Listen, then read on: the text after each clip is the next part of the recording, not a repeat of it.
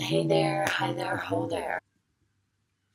I never know how to start fucking videos. I'm the most awkward person on this platform. Yikes, someone put me in the bin. So I sound weird because I have a cold, I look like shit, but we're gonna get cracking with it. I just did a video on Quiet BPD, but I wanted to do a video on what it feels like to have quiet BPD. BPD isn't talked about in a positive light. Most times it is talked about, and quiet BPD is always fucking shoved under the rug. And there's loads of different types of BPD, and talking about it is a good idea because no one, it's not, yeah, we don't need the reasons, I'm just gonna do it. So I've had like a course of DBT therapy, so I've learned how to cope with my emotional intensity disorder. So I can't relate to all of what I'm going to go into, but I have in the past, like when I was a lot younger, like a tween, an early teenager. I related to this a lot more strongly than I do now. If I'm feeling really low, I can still relate to it. Like I still have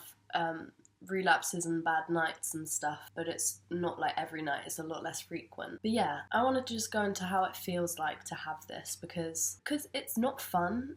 A lot of people with quiet BPD and just regular BPD as well, but specifically quiet BPD get misdiagnosed because when you think of this disorder, when you think of borderline personality disorder, I think the majority of people only think about like the classic symptoms like impulsive behaviours and episodes of rage, and even like mental health professionals will just assume that everyone with BPD has rage. But rage and impulsivity are only 2 of the 9 criteria to have BPD. I don't fit the criteria for acting out on those behaviours really. You still have BPD, but you just don't fit every single criteria. You like skip the acting out one, you know, the rage one. But the thing is that we still feel the extreme mood swings and the emotional reactivity and the self-harm and the suicide ideation and the chronic feelings of emptiness, paranoid feelings, dissociation, lack of identity, intense fear of abandonment, and so many more. We hate it, it's not fun. So people with quiet BPD are the same as people with regular BPD. The only difference lies between how we express ourselves and how we express how we're feeling. We really struggle with opening up about how we're feeling, basically. That is so bright. That light was fully blinding me. I hope you don't mind the shit quality. I film on photo booths, so I just can't be bothered to whip out a camera, like that's so much effort. We do it B-Tech around here, okay? We don't fuck about with that quality.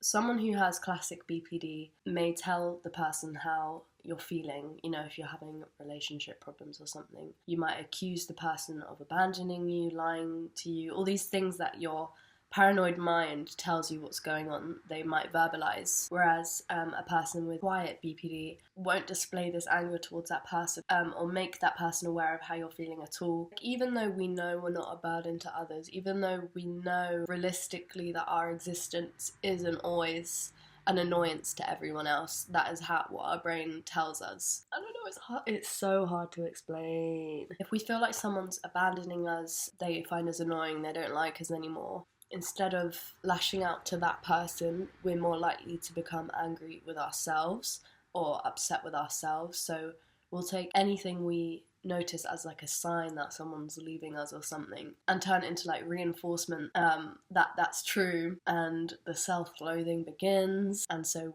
if anything, we're angry at ourselves or upset with ourselves rather than the person who's abandoning us. So instead of lashing out, it translates to acting in. The behaviours aren't as obvious to people as it is with like regular BPD. So we'll like lock ourselves in our room, isolate ourselves, self-harm, or this is where a lot of self-damaging behaviours come in. That is the same with regular BPD, like disordered eating, stuff like that. So yeah, quiet BPD and just BPD in general really sucks. It's not a fun time. We get lumped all together at work, whereas the reality is that everyone with BPD is so different. Like I have multiple friends with BPD and I couldn't say they're all the same. They're so different. We're all our own person. So basically, being a quiet borderline means you're good at hiding what you're feeling to others. When I was a bit younger, like when I was suffering really badly, I wanted to tell someone that I was suffering, but like you just can't. Like it's like something stops you.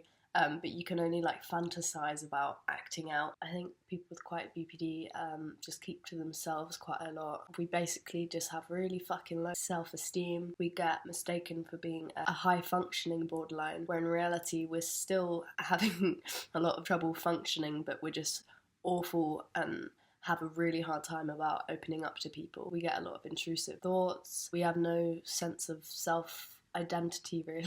We're constantly asking ourselves, I'm just overreacting, aren't I? Pushing those feelings down. And I think if we do get angry or a bit leery, we're more likely to be passive-aggressive. What sucks most about Quiet BPD is like you can be feeling so low and you can't really let anyone know about it.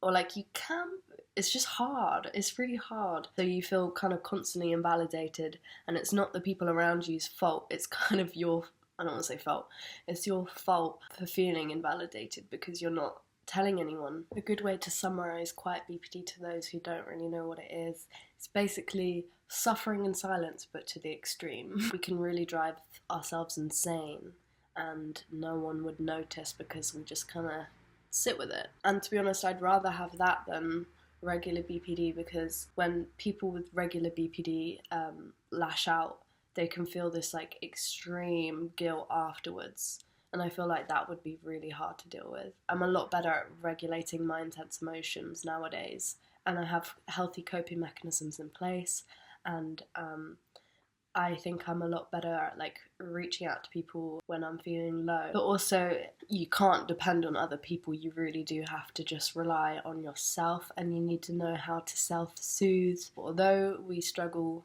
with reaching out to other people, you need to find a balance of, you know, not depending on others for your own happiness, you know, because that comes from within. Obviously, when we're really frustrated, people can notice. I know when I feel angry, or frustrated, I feel it so intensely and I get so agitated. It's the small things that set me off. Like sometimes it will just be like noises, like little noises can trigger me, like the sound of people chewing. I'm done. Cops, that table needs to be arrested. Can y'all arrest this one? So yeah, we're not explosive, but we still feel the same emotions as people with regular BPD, but we just act out differently. So I feel like people with BPD constantly crave opening up, but they just can't bring themselves to.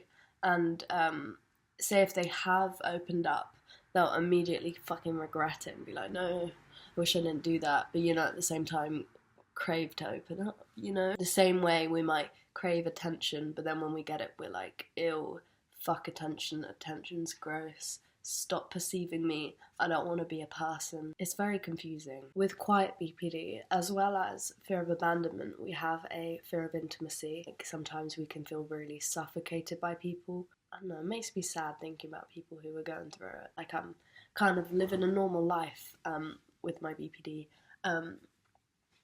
But I know how the dissociation, the paranoia, 20 to 50% of people with BPD experience psychotic symptoms. So I literally know what it feels like to feel like you're going insane and you can't reach out to anyone. It's about to get emotional then.